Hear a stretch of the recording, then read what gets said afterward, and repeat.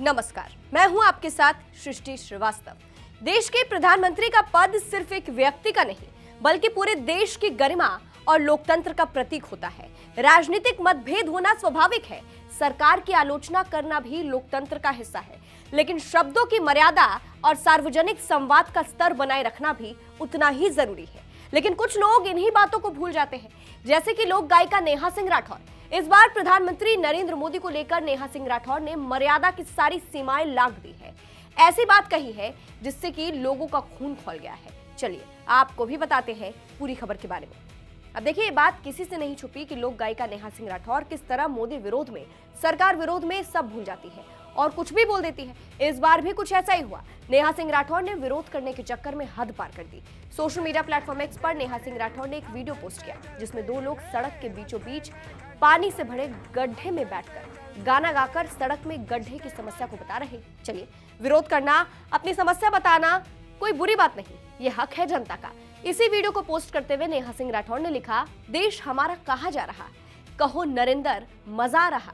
लेकिन नेहा सिंह राठौर ने यहां हद पार कर दी। विरोध करना बुरा नहीं, लेकिन देश के प्रधानमंत्री मोदी के नाम को इस तरह नरेंद्र बोलना बहुत गलत है। विरोध लोकतंत्र की ताकत है, लेकिन विरोध और व्यक्तिगत अपमान के बीच एक बहुत महीन रेखा होती है। किसी भी सरकार, नीति या नेता की कड़ी आलोचना की जा सकती है, लेकिन जब शब्दों की मर्यादा टूटने लगती है तो बहस मुद्दों से हटकर भाषा पर आ जाती है। देश के प्रधानमंत्री का पद किसी एक दल का नहीं, बल्कि देश की सर्वोच्च लोकतांत्रिक जिम्मेदारी का प्रतीक होता है।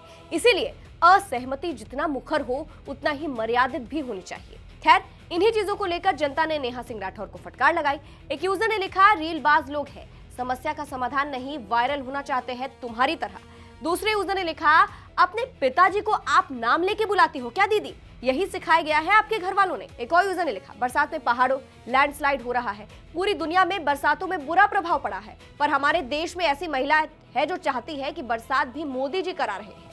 पहले की सरकारें तय करती थी कि कहाँ कितनी बरसात होगी, कितना पानी कहाँ खड़ा होगा।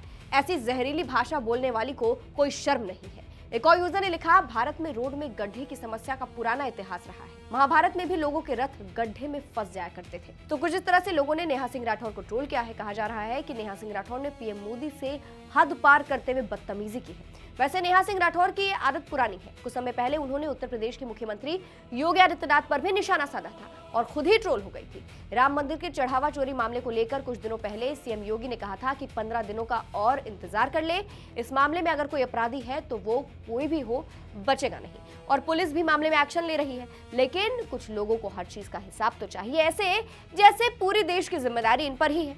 इसी बात पर नेहा सिंह राठौर ने सोशल मीडिया प्लेटफॉर्म एक्स पर सीएम योगी के बयान को पोस्ट करते हुए लिखा था, 15 दिन बीत चुके हैं, सारे बड़े चोर बच गए।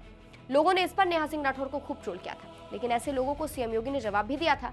उन्होंने क्या कहा था, अंत में आपको सुनाते हैं। इस पूरी खबर को आप कैसे देखते हैं, कमेंट करके जरूर बताइएगा। नमस्कार। ट्रस्ट ने उस पर कार्रवाई करवाई,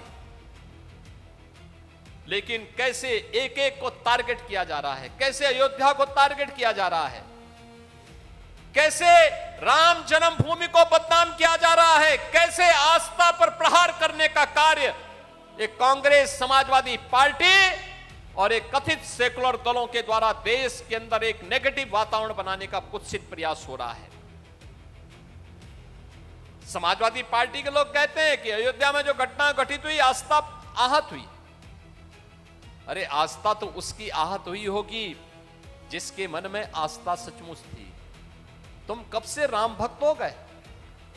अरे राम द्रोही जैसा आचरण जिन लोगों का रहा हो, जिन्होंने राम भक्तों पर लाठियां और गोलियां चलाई हो, जिन्होंने श्री राम के अस्तित्व पर ही प्रश्न खड़े किए हो, ये कौन सी आस्था की बात करते हैं? बाबरी ढांचा, गुलामी का ढांचा, बाबरी जैसा ढांचा जब हट रहा था, जो लोग उस समय बाबरी ढांचे के लिए घड़ियाली आंसू बहा रहे थे और जो मंदिरों के विकास में लगने वाले पैसे को कब्रिस्तान की बाउंड्री वाल में खर्च करते थे, वे आज हमें आस्था के बारे में सिखाते हैं। वे आज आस्था के बारे में बता रहे हैं।